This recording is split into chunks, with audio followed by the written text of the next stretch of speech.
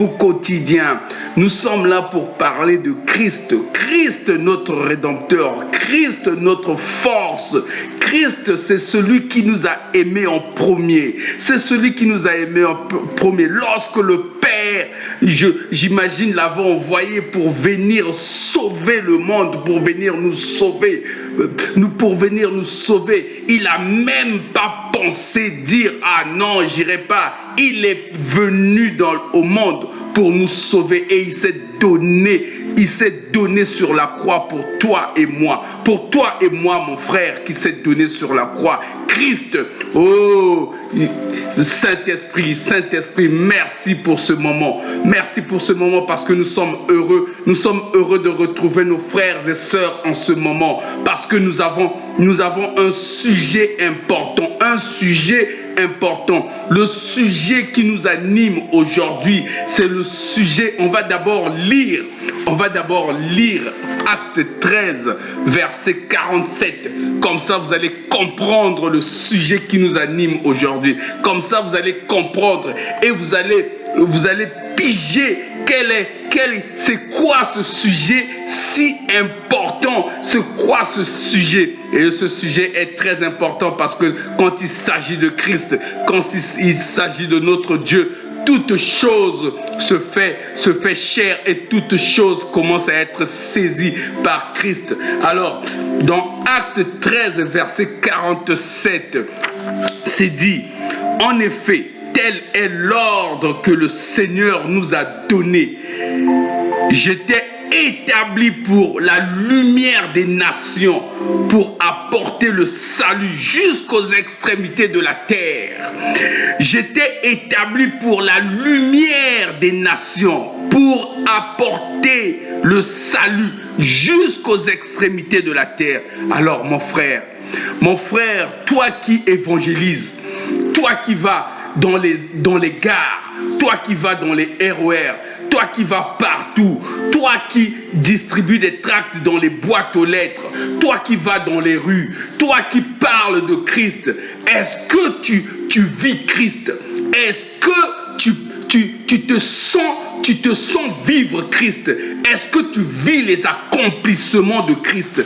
Est-ce que tu penses que Christ vit en toi? Parce que ce que tu donnes aux autres, c'est ce que tu as. Alors, est-ce que lorsque tu donnes la parole aux autres, est-ce que toi-même tu vis cette parole? Parce que beaucoup de chrétiens parlent au nom de Christ, ne vivent pas Christ. Beaucoup de chrétiens connaissent la Bible, ils connaissent la Bible comme s'ils buvaient de l'eau. Il peut te donner tous les versets bibliques, mais à l'intérieur, la vie n'y est pas. La vie de Dieu n'y est pas. La vie de Christ n'y est pas. Alors, comment faire pour avoir la vie de Dieu? Comment tu dois faire pour avoir la vie de Christ? Comment tu dois faire pour marcher avec Christ, pour que le Saint-Esprit soit toujours le gouverneur général dans ta vie? Sois le gouverneur général. Comment tu dois faire? Comment, mon frère? Pose-toi la question. Alors, lorsque tu lis la parole, lorsque tu lis cette parole, ne ferme pas ta Bible et tu te rumine la parole.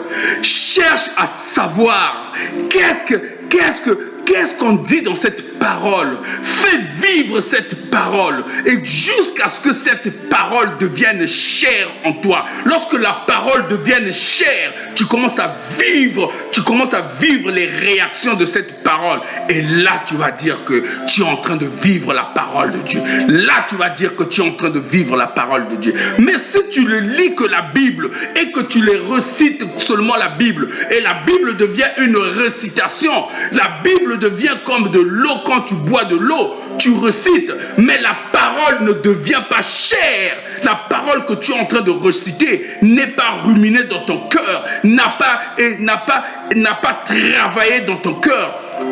Tu ne vis pas Christ, tu ne vis pas la parole de Christ, tu ne le vis pas. Alors mon frère, toutes les paroles que tu dis aux gens lorsque tu vas dans les rues, tu dis aux gens, Christ vous aime. Tu dis aux gens, venez à Dieu, il va vous sauver. Venez à Christ, il va vous sauver. Il a donné sa vie pour vous. Lorsque tu le dis, est-ce que ça sort du cœur ou bien ça sort simplement de la bouche d'un homme? Lorsque tu le dis, est-ce que ça sort seulement de la bouche d'un homme? Alors mon frère, évangéliser, c'est vivre ce que tu dis. Évangéliser, c'est vivre la parole que tu donnes. Nous allons lire Éphésiens 2, versets 8 à 9. Qu'est-ce qu'on dit? En effet, c'est par la grâce que vous êtes sauvés, par le moyen de la foi. Alors mon frère, il faut avoir la foi dans tout ce que tu fais. Il faut avoir la foi dans toutes les paroles que tu sortes de ta bouche pour aller évangéliser. Il faut avoir la foi. Et cela ne vient pas de vous. C'est le don de Dieu. Ce n'est pas par les œuvres afin que personne ne puisse se vanter. Alors mon frère, tu vis Christ ou bien tu ne vis pas Christ. Tu évangélises, mais ta vie ne fonctionne pas. Tu évangélises, ta vie ne marche pas. Dans ton travail, tu n'arrives pas à avoir du travail. Tu n'arrives pas à avoir une vie correcte. Tu n'arrives pas à te marier. Tu n'arrives pas à sentir, à avoir une vie, même les petites choses de la vie. Qu'est-ce qui se passe? Est-ce qu'il y a quelque chose en toi qui ne marche pas? Alors, la première des choses, appelle Christ. Appelle-le pour que tu le vives réellement. Appelle-le pour que tu vives les choses merveilleuses. Parce que la vie de Dieu, la route, elle est étroite.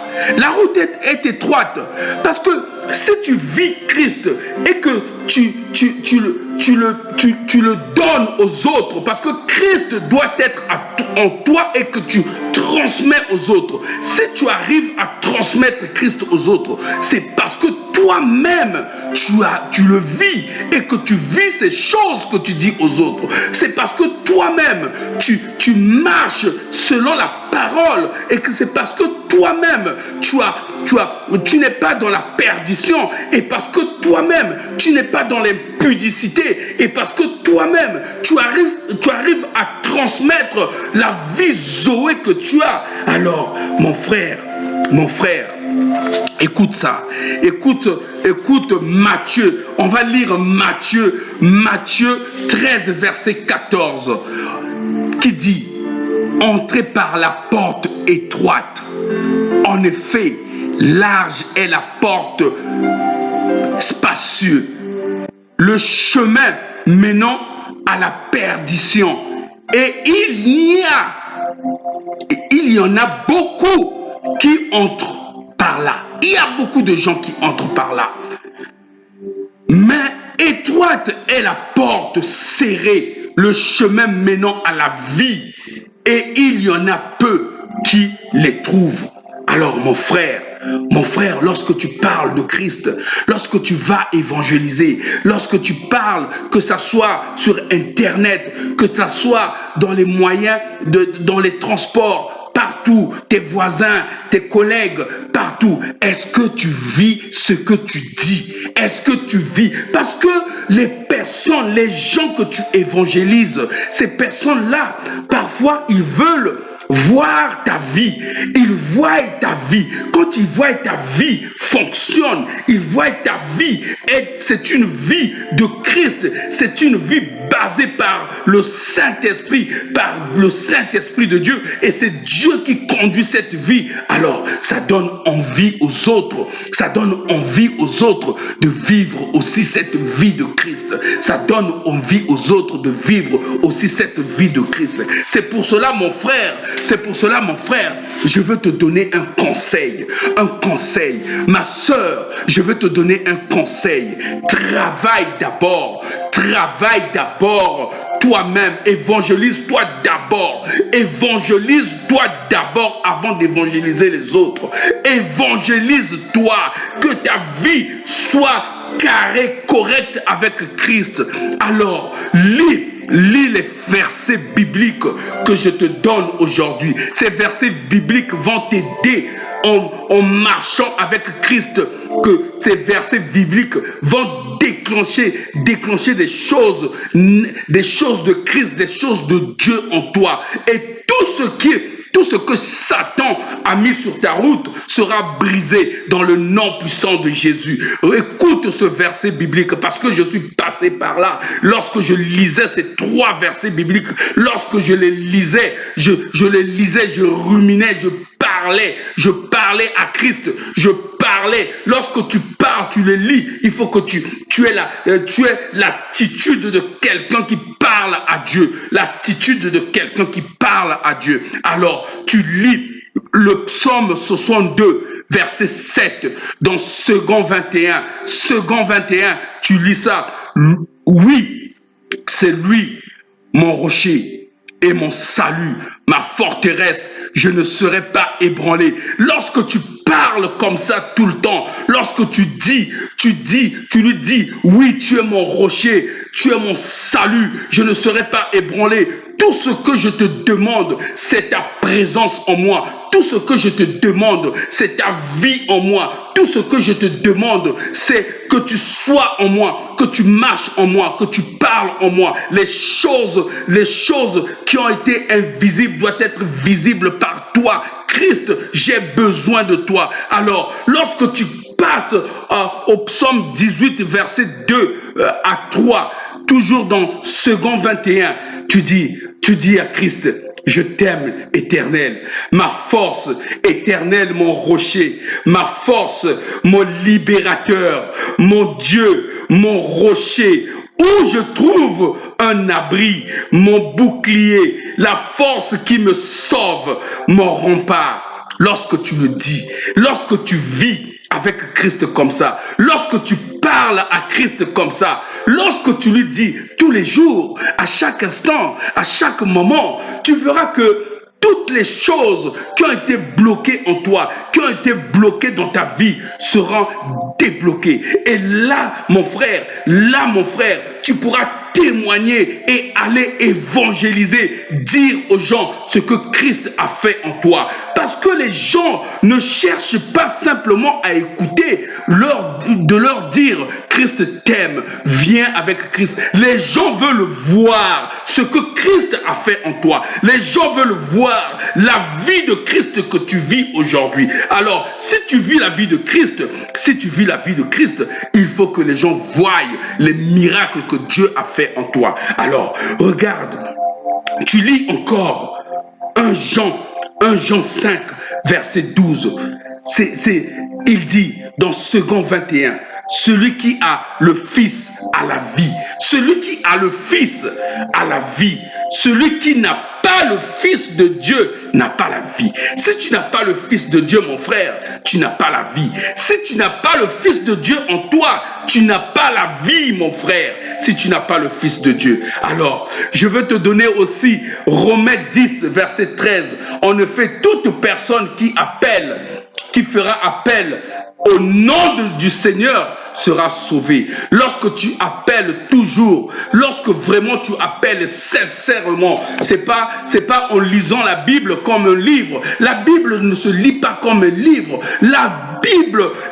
Dans la Bible, il y a l'Esprit de Dieu qui habite dans la Bible. Dans cette Bible que nous avons, dans cette Bible qu'on nous a donnée, dans cette Bible que nous avons, la Sainte Bible, il y a l'Esprit de Dieu qui est dedans. Il y a l'Esprit de Dieu, il y a la puissance de Dieu. Toutes choses, lorsque tu ouvres la Bible, c'est comme si tu ouvrais la bouche de Christ. C'est comme si tu ouvrais la bouche de Dieu. C'est comme si tu disais, Dieu parle à travers cette parole. Dieu parle à travers cette parole. Alors mon frère, Christ t'aime. Christ a donné sa vie. Christ a donné sa vie en premier pour toi. Christ a donné sa vie en premier pour toi. Alors tu verras que Acte 13, verset 47 aura du sens. En effet, tel est l'ordre que le Seigneur nous a donné. Je t'ai établi pour être la lumière des nations.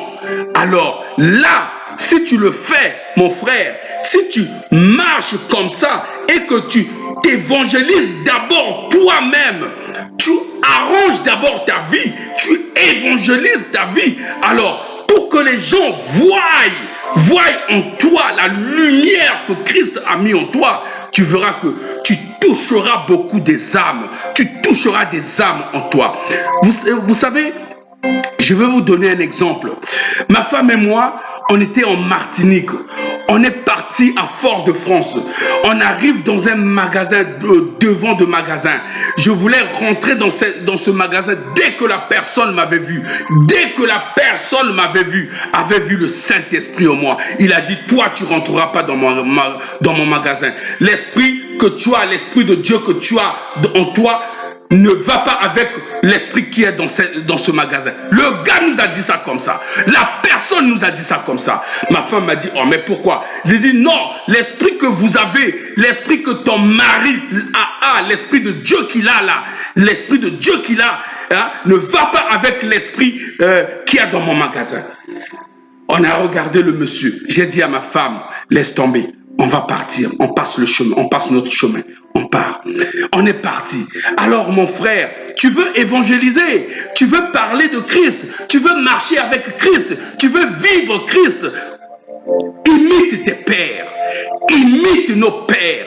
Lorsque tu vois nos pasteurs, mon pasteur principal, le pasteur Ivan Castanou, lorsque je vois la vie de mon pasteur, lorsque je vois la vie des pères, le pasteur Jacques Balanda, lorsque je vois sa vie, lorsque je vois la vie des pères, lorsque je vois la vie des pères qui sont dans mon église, alors lorsque je vois le pasteur, les pasteurs que je vois à chaque fois leur vie, je vois comment ils marchent, je vois comment ils vivent. Oh mon frère, tu dois vivre comme ça, tu dois suivre les pères, tu dois suivre la vie des pères, tu dois marcher comme tes pères marchent. Parce que lorsque tu marches comme tes pères, alors ta vie prend du sens. Ta vie prend du sens parce que le Saint-Esprit qui est en eux, le Saint-Esprit qui vit en eux, vient en toi et que te télécharge cette vie Zoé, et cette vie Zoé a du sens. Alors mon frère, marche avec Christ. Mon frère, marche avec Christ. Mon frère, parle avec Christ. Mon frère, vis avec Christ. Mon frère, avant d'évangéliser, évangélise toi-même d'abord. Évangélise ta vie. Évangélise-toi et pose-toi la question. Qu'est-ce que les gens verront en moi qui donnera envie? Qu'est-ce que les gens verront en moi qui donnera envie pour que cette personne vienne à Christ? Alors, pose-toi cette question. Lorsque tu te poseras cette question, tu trouveras la réponse et tu verras, Christ sera en toi. Merci mes frères. Merci pour cette émission dont nous avons parlé du Saint-Esprit, de Christ toujours au centre de toutes choses. Merci Père, merci pour ton amour, merci pour ta bonté, merci pour ta bénédiction. Prochainement, nous irons faire des nations, nous irons faire de toutes les nations les disciples. Nous irons faire de toutes les nations les disciples, mon frère. Mes frères, alors, prions pour nos pasteurs toujours. Prions pour la tête de l'Église. Prions pour la tête de l'Église. Prions pour l'Église. Prions pour nos pasteurs, nos pères. Que Dieu les bénisse, Dieu les garde, afin que le corps que nous sommes, que nous soyons aussi soudés, solides, que nous marchions selon la vie de Dieu. Alors, dans le nom puissant de Jésus,